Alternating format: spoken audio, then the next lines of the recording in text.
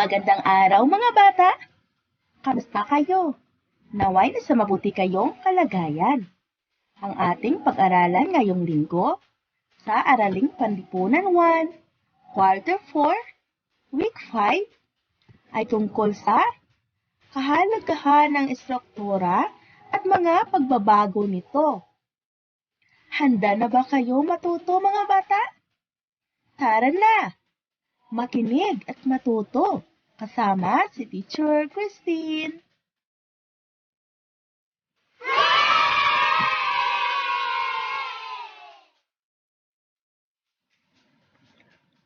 Para sa ating layunin, pagkatapos ng araling ito, inaasahan na maipaliliwanag mo ang kahalagahan ng mga estruktura mula sa tahanan patungo sa paaralan.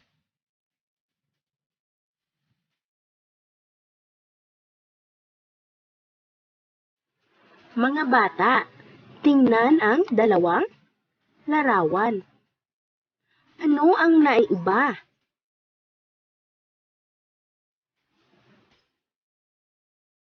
Mahusay, lumaki ang paaralan at nabago ang gusali ng paaralan.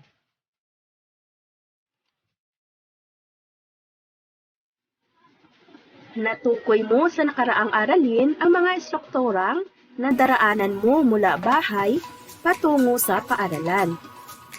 Ang mga estruktura ay nagbabago ng anyo sa pagdaan ng mga taon. Ngayon, ang ating pag-aralan ay tungkol sa kahalagahan ng estruktura at mga pagbabago nito. Handa na ba kayo makinig mga bata?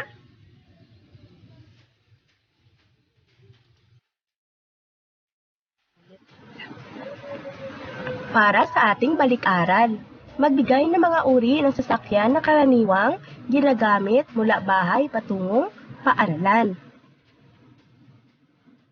Tama!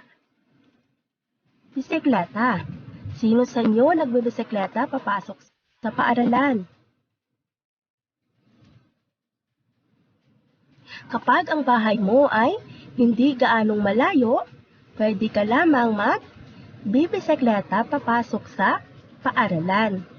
Kapag naman ang bahay mo ay medyo malayo at kailangan mong tumawid ng ilog, saan ka kaya sasakay? Tama, bangka.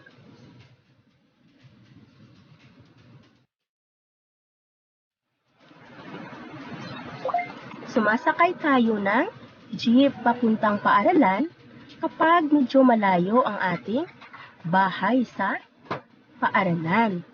Sumasakay rin tayo ng tricycle papunta sa paaralan.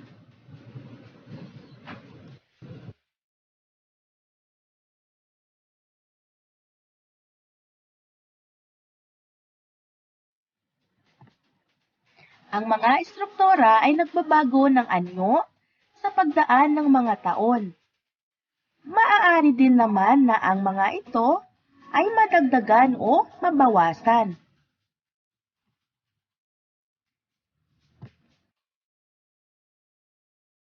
Pagmasdan ang mga larawan sa kaliwa. Tingnan naman ang mga larawan na nasa kanan.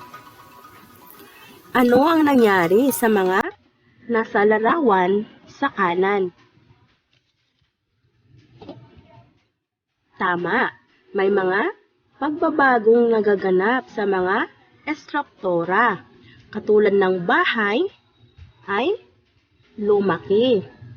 Ang ilog ay marumi na at maraming mga nagkalat na basura. Ang paaralan ay lumaki. Ang dating palayan ngayon ay marami ng nakatayong mga bahay. So may mga pagbabagong nagaganap.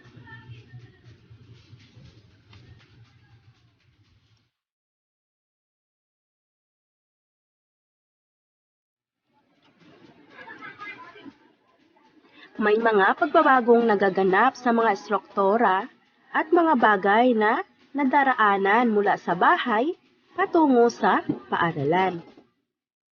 Ang mga pagbabagong ito ay maaaring makabubuti o hindi.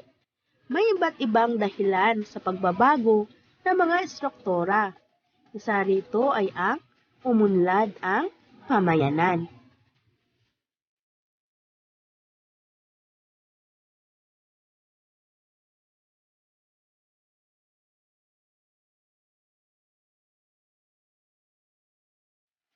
Kaya nasisira istruktura. Isa ring dahilan ng pagbabago ay ang nararanasang mga sakuna gaya ng bagyo at lindol.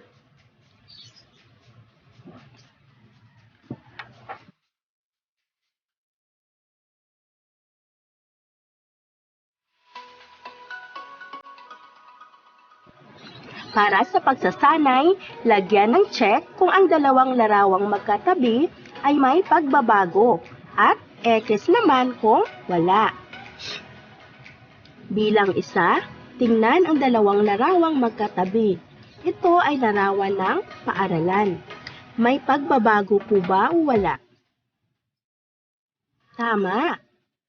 X. Walang pagbabago. Bilang 2, tingnan ulit ang dalawang larawang magkatabi. May pagbabago po ba sa bahay? Tama. Check. May pagbabago. Lumaki ang bahay.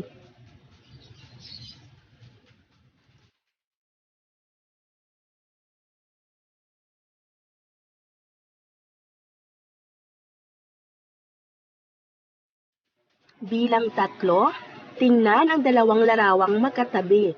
Ito ay larawan ng ilog. May pagbabago po ba? Tama. Check. May pagbabago. Ang dating malinis na ilog ngayon ay marumi at maraming mga kumalat na basura. Bilang 4, tingnan ulit ang dalawang larawang magkatabi. May pagbabago po ba sa tindahan? Tama. Walang pagbabago.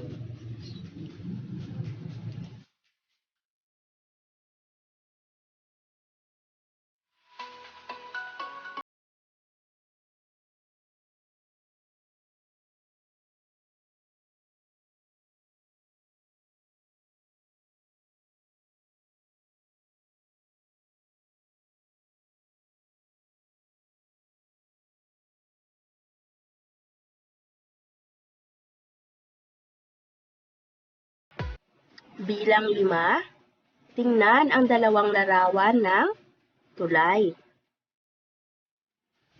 May pagbabago po ba?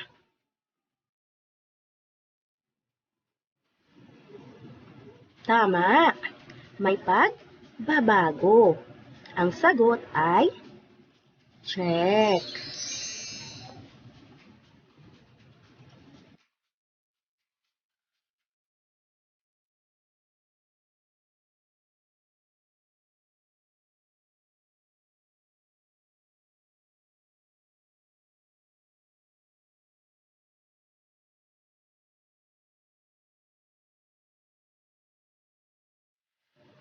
Para sa gawain sa pagkatuto, basahin at unawain. Iguhit ang bituin kung nagpapakita ng pagpapahalaga sa mga istruktura sa isang lugar at buwan kung hindi. Bilang 1, nililinis ang pader ng silid-aralan. Bilang 2, nagtatapon ng basura sa tapat ng barangay hall. Bilang 3, tahimik na nagdarasal sa loob ng simbahan. Bilang 4, iniingatan ang mga halaman sa parke.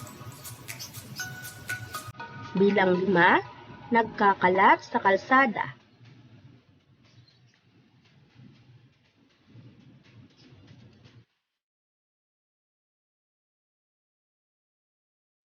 Tandaan mo, may mga pagbabagong nagaganap sa mga istruktura at mga bagay na nadaraanan mula sa bahay patungong paaralan. May iba't ibang dahilan sa pagbabago ng mga istruktura.